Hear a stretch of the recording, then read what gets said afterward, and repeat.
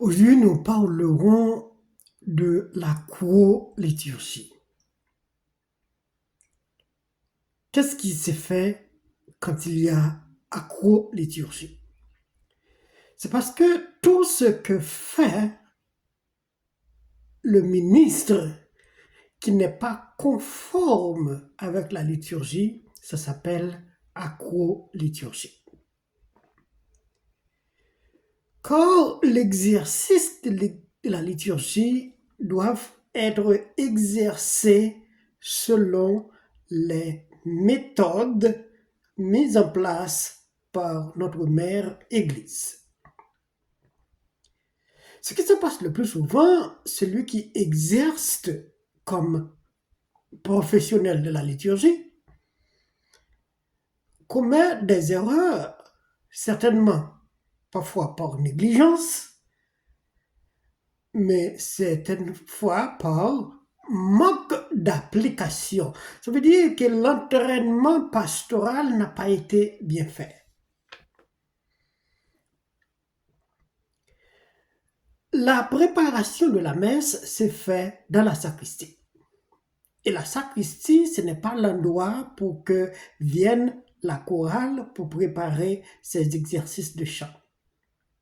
Et dans certains lieux, on est même exigé à ce que les servants d'autel ne soient pas à la sacristie, car c'est réservé pour celui qui va être celui ou tous ceux qui vont exercer le ministère de la liturgie. Car c'est le lieu de recueillement, de la méditation et de la préparation de la messe. Donc il ne faut pas être distraire. Mais il y a trois problèmes qui se posent quand il y a acro-liturgie. Premièrement, c'est que la messe n'est pas valide. Les fidèles ne connaissent pas tellement bien cela. Mais si vous n'exercez pas la liturgie telle que c'est prévu par les normes liturgiques, c'est que la messe n'est pas valide. Et c'est un grand problème. Deuxièmement, il y a les critiques. C'est que ceux qui vous regardent, puisque ces jours-ci, tout se fait sous ou dans les réseaux sociaux. Donc, ceux qui vous regardent font beaucoup de critiques. Où est-ce que celui-ci a été exercé? Où est-ce que celui-ci a été entraîné? Mais troisièmement, il y a la question d'imitation. Parce que ce qu'on fait aujourd'hui dans un pays, les autres le regardent. Parce que tout s'est fait et tout s'expose. Ce qu'il faut toujours éviter, c'est que celui qui va exercer la liturgie se prépare assez bien et connaît très bien ce qu'il va faire. Puisque dans la liturgie, il y a question de conscience. Prenez conscience de ce que vous accomplirez. Il ne faut rien faire sans conscience. Puisqu'à l'Église, tout se fait par intention. Mais une intention consciente et décidée.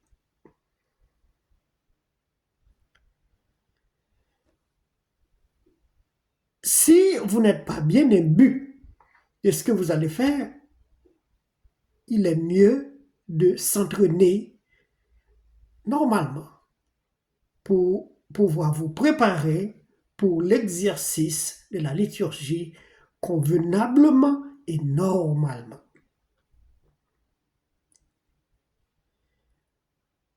La liturgie de la messe, il y a deux parties.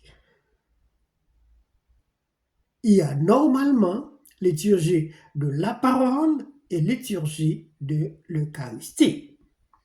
Cependant, pour liturgie de la parole, il y a l'introduction de la messe avec les rites pénitentiels, les rites d'entrée, que nous appelons normalement monition. Et après la liturgie de l'Eucharistie, il y a les formules de l'action de grâce et d'envoi en mission. Mais il faut que tout cela soit bien préparé pour que les gens, premièrement, bénéficient la grâce de la messe et qu'il n'y a pas de critique et ceux qui vous imitent soient bien imbus, soient bien encadrés à ce qu'ils imitent. Il connaît normalement ce qu'il imite, c'est bien. Il y a aussi liturgie des heures. La liturgie des heures soit normalement bien préparée. On ne s'improvise pas, même si c'est personnel, puisque les offices de lecture se recommandent à ce qu'on le fait personnellement. Mais même si c'est personnellement, il faut se préparer. Alors, si vous allez faire un public, il faut en plus se préparer pour la liturgie des heures,